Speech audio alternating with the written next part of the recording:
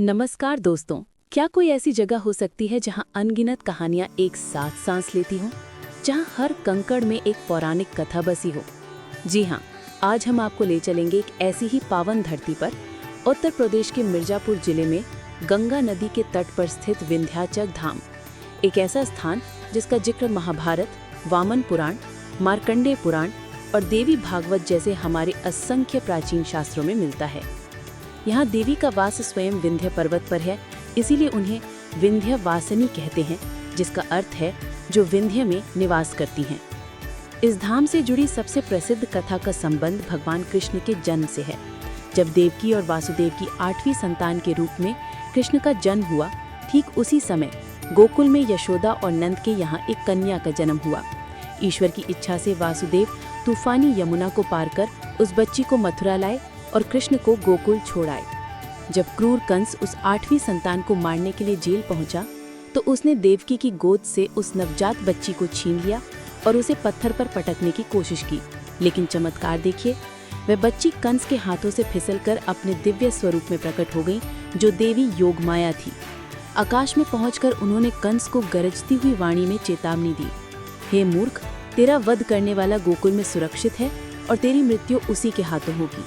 ये कहकर वे योग माया देवी विंध्याचल की पहाड़ियों में आकर हमेशा के लिए बस गईं और अपने भक्तों की रक्षा का वचन दिया।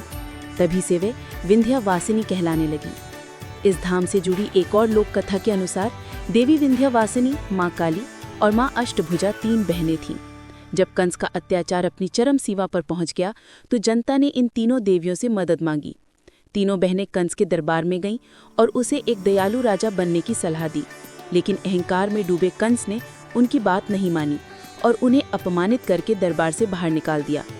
कंस के इस अपमान से क्रोधित होकर कंस ने उन पर प्रहार किया, तो तीनों देवियां काशी के पास एक त्रिकोणीय आकार में अलग अलग स्थानों पर जा उतरी।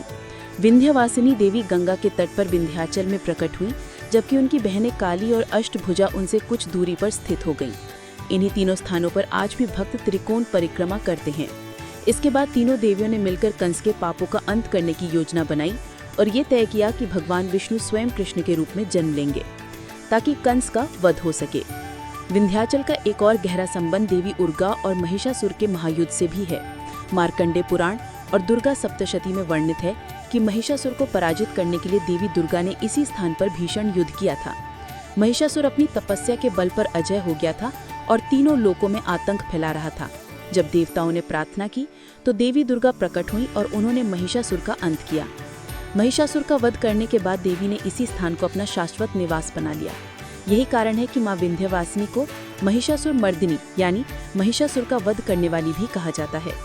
इस विजय ने बुराई पर अच्छाई की जीत को स्थापित किया। महिषासुर के अलावा देवी ने इसी पवित्र भूमि पर रक्त बीज और शुंभ निशुंभ जैसे राक्षसों को भी हराया था। विंध्याचल का ये पावन धाम रामायण काल से भी जुड़ा हुआ है।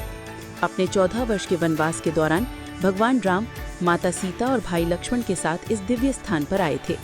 यहाँ आज भी सीता कुंड, सीता रसोई, राम गया घाट और रामेश्वर मंदिर जैसे कई स्थान उनके यहाँ आने के साक्षी हैं। विंध्याचल की सबसे अनूठी बात यहाँ का त्रिकोण है। शक्ति पूजा के अनुसार सर्वोच्च देवी 3 मुख्य रूपों में प्रकट होती हैं। महालक्ष्मी यानी विंध्यवासिनी मंदिर, महासरस्वती यानी अष्टभुजा मंदिर और महाकाली यानी काली खो मंदिर। ये दुनिया का एकमात्र स्थान है जहां देवी के ये तीनों स्वरूप अलग अलग मंदिरों में विराजते हैं, जो अत्यधिक शक्तिशाली और आध्यात्मिक त्रिकोणीय स्वरूप बनाते हैं।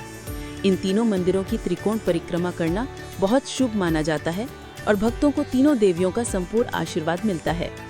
तो दोस्तों, ये थी विंध्याचल धाम की दिव्य गाथा, जहाँ हर कथा में एक विश्वास और हर पत्थर में एक इतिहास छिपा है। ये सभी पवित्र ग्रंथ सामूहिक रूप से विंध्याचल को एक सिद्ध शक्तिपीठ के रूप में स्थापित करते हैं, जहां देवी की दिव्य ऊर्जा उनकी भौतिक और स्वयंभू यानी स्वयं प्रकट मूर्ति के रूप में हमेशा मौजूद रहती है। इस अद्भुत कहानी को जानने के बाद हमारे चैनल को सब्सक्राइब करना ना भूलें और इसे अपने दोस्तों और परिवार के साथ जरूर शेयर करें, ताकि वे भी हमारी गौरवशाली हिंदू संस्कृति के बारे में जान सकें।